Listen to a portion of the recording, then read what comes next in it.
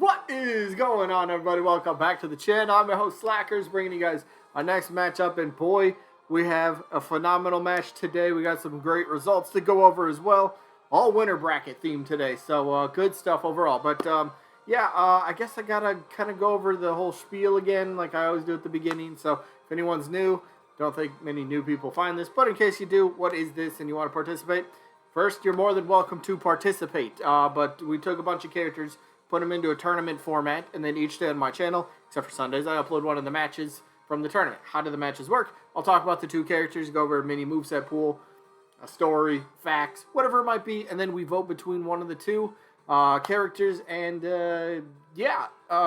we just go till there's a winner of this whole thing. So, I do got a few rules that we gotta follow, so here they are. Alright, rule number one, you gotta be open-minded for this tournament. Why? Well, the character tournament only involves characters that have, well, the possibility to be upgraded into characters. So, assist trophies, me costumes, spirits, that sort of thing. So you gotta be open-minded to the possibility that that could happen again. We already got it with Min Min, right? So, up next, though, what's the next rule? You only get one vote per person. Please keep it fair that way, one vote per person. How do you vote, though? Down in the comments, type the name of the character you were voting for. Simple. Just say, I vote for, or I vote for both. You know, just fill in the blank for whoever you want to vote for. We guys can pretty much see the rest of the rules. I'm trying something out new today, so I don't think many people really care about this part of the video. So, how's everybody doing? Yep, you guys can see the rules on screen, so yeah, go ahead and read those. If you need more time, feel free to pause the video, but rules are pretty straightforward. I think my mains in Smash Bros. Yep, again, trying something new, seeing if anybody's paying attention. But I think my top 5 most played characters currently are King K. Rool, followed by Bowser, followed by Snake, which I'm surprised at, and then followed by King Dedede, and followed by Samus. But Banjo is right up there. Banjo's getting pretty close. So there's a fun fact about me if anybody cares. So let's get to the rest of the video. All right, fingers crossed right now that the audio is working. We had a little bit of issue with that yesterday, but let's get to the results from yesterday. From last week, not yesterday. From last week's matchup, and it was, again, from the winner's bracket, so somebody loses, but they're still in it. They'll just drop to the loser bracket. So the matchup was between King Boo, who was taking on Paper Mario. Somehow we got a Mario matchup this late in the tournament. Pretty crazy, but the winner won pretty decisively, and that winner ended up being King Boo. King Boo got that one 32 votes to just 19, so King Boo advances to the next round. And Paper Mario does drop to the loser bracket. But speaking of the winner bracket, we're still here.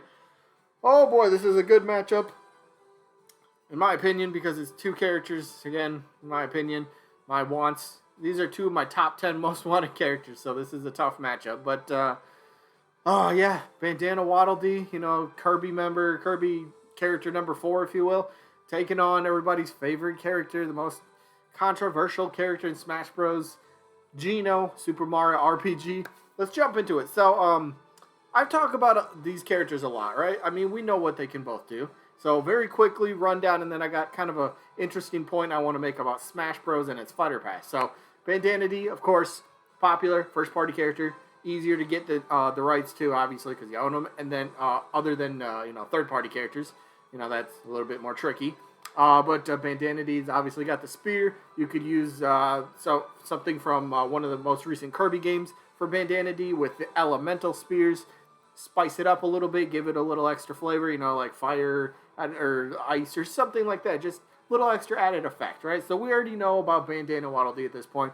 Been wanted, pretty cool moveset, brings an item that nobody has for a main weapon. So already unique enough, right? Pretty cool. So let me get to my point about Smash Bros. Now, over the past 3-4 days, I've been on quite a bit of fighting game message boards. And why was I on there?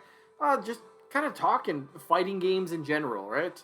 And, of course, Mortal Kombat comes to mind, Tekken, Soul Calibur, Street Fighter, and I've been kind of asking, questions and kind of getting an interesting thought, especially the past, several months, for sure, 100%.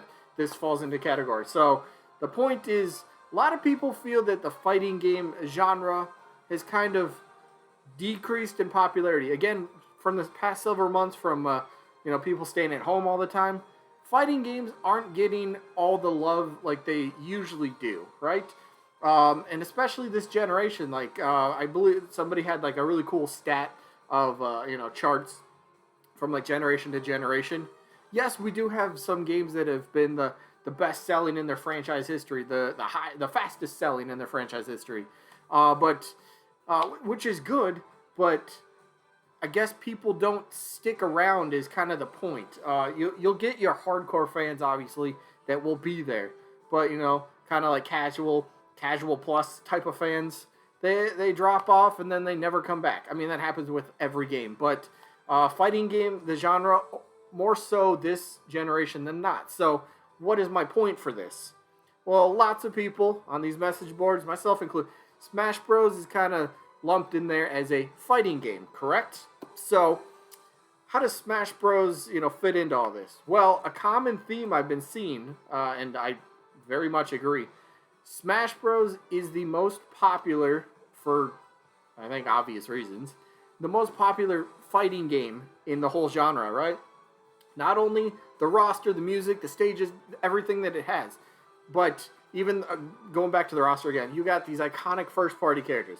You have these iconic third-party characters that nowhere else in gaming are coming together to fight it out, right? That's crazy in itself. So, going back to not the roster, because I was just talking about that, but sorry, lost my train of thought. What was I? I'll get there. So Smash Bros. Being extremely popular, and there's always the hype, new character reveal. Who's it going to be? Everybody's so excited for it, right? Smash Bros. Is the one in the fighting game genre that continues to generate buzz, continues to generate fan favorites and hype and all this stuff, right? And, I mean, with you got games like recently, we Mortal Kombat, for example, 11 had Spawn finally after all these years finally got in. Joker from Batman was a guest character. Let's see, Tekken had Geese Howard. That was absolutely crazy. That was awesome. Soul Calibur had Geralt from Witcher. 2B, I believe, was a DLC character, if I'm not mistaken. I believe she was a DLC character. But, it's really cool. It generates a lot of buzz, but then, those games kind of okay, cool. But Smash Bros. It's always buzzing. The community's always like, what's next? So characters like a Bandana Dee, for example, who's been a long requested character, or characters like his opponent in this matchup. In this matchup, hello? Fixed it. In this matchup, Geno will generate so much buzz, so much hype, whether you're for the character, whether he's your least wanted character, Jesse, whatever it might be. It's good for the fighting game community. It's good for Smash Bros. It's good for the community just to have all these people and so many eyes that are on this product. Whether you like them, whether you don't, whether they're controversial, whether they're, insanely popular, most requested character, whatever it is, it's great.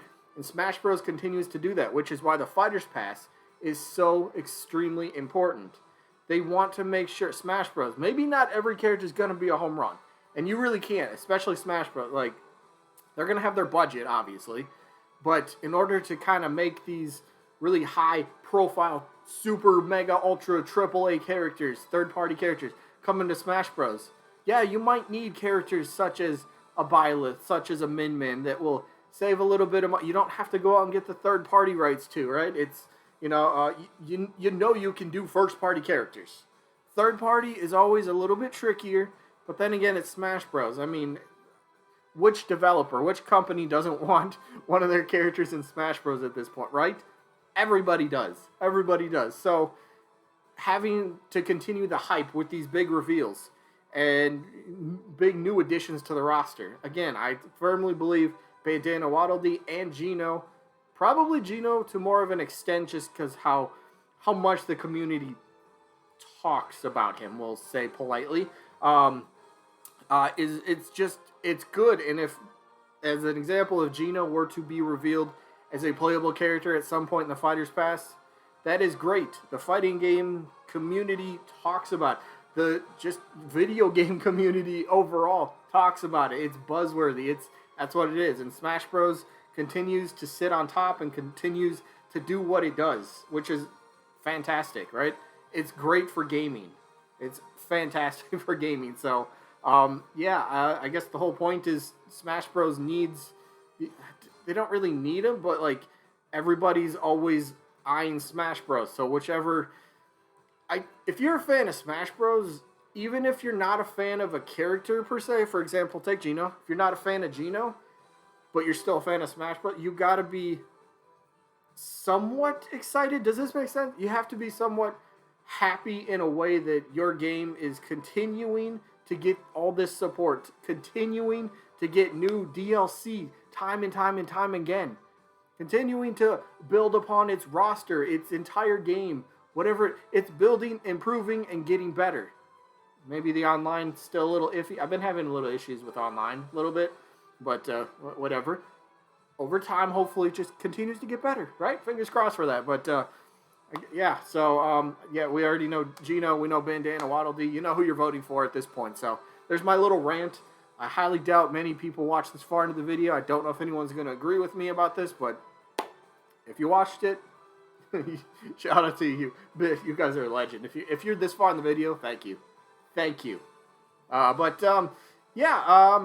I guess let's just go to the voting. When it comes down to it, like I said, these two characters are very high on my want list, both in my top 10. Who's ahead of the other one in this case? Geno happens to be ahead of Bandana Dee, so Geno is going to get my vote for this matchup today. That's how I'm going to leave it. I'm going to end it right there. That's who I'm voting for. Let me know who you guys got down in the comments. Bandana Dee, Geno, or both.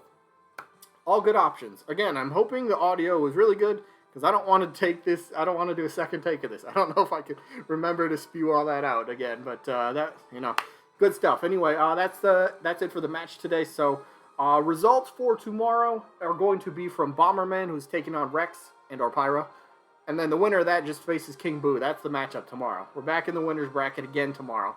So that's tomorrow. Today's today. Today's wrapping up. Do have a second video of another Elite Smash video. It's a doozy. It's a good one. It's fantastic. I don't think anyone's ever seen something like what is happening in my Elite Smash video later today, but you'll see that later. Anyway, that's it for today. Hope you guys enjoyed. Hopefully, catch you on the next one. Peace out, everybody.